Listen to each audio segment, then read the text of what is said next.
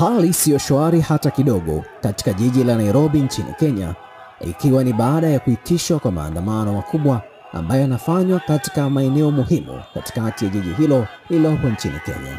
Maandamano haya yanaelezwa kuwa yanataka kudai haki dhidi ya mauaji ya Albert Ojwang.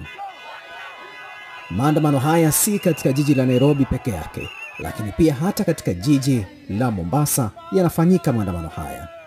Wako waliobeba mabango yakisema kuwa ni aibu, wako waliosema kuwa yuko wapi Albert, iko wapi haki ya Albert ambaye kwa sasa ni marehemu. Albert Ojwang alifariki baada ya kipigo kikali alichopigwa na polisi wakati alipokuwa ameshikiliwa na jeshi hilo. Tukio la kupigwa kwa Albert Ojwang ambalo linaelezwa kuwa limepelekea kifo chake, mwanzoni taarifa ya jeshi la polisi nchini Kenya ilidai kuwa Ojwang alijigonga katika ukuta, jambo ambalo lilipelekea kifo chake. Hata hivyo, wametokea watu ambao walikuwa wakiingia katika mji wa Nairobi wakiwa katika bodaboda, wakiwa wamebebana watu wawili. Maana yake ni kwamba pikipiki moja ilikuwa na watu watatu. Kundi kubwa la pikipiki lilikuwa likiingia katika jiji la Nairobi, watu hawa wakisema hakuna maandamano, hakuna maandamano.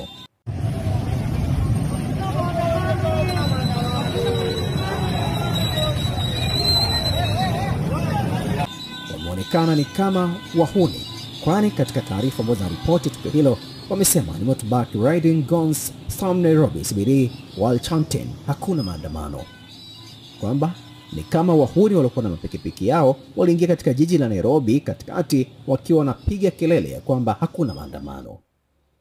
Vijana katika jiji la Nairobi wamefanya jitihada za kuwadhibiti watu hao na kuchoma pikipiki zao kama ambavyo inaonekana katika video hii. Hata hivyo, jeshi la polisi limelazimika kutumia mabomu ya machozi kutawanya vijana hao na waandamanaji wengine ambao wanadai haki ya Albert Ojwang ambaye kwa sasa ni marehemu. Ikumbukwe, siku kadhaa zilizopita, Rais wa Kenya, William Samoei Ruto, alitoa fedha kiasi shilingi milioni 2 za Kikenya kwa ajili ya familia ya Ojwang, ambapo familia hiyo ilikuwa imeanza ujenzi kidogo nyumbani kwao baada ya viongozi wa kisiasa kuanza kufanya mchango kwa ajili ya kuisaidia familia hiyo kuweza kujenga nyumba.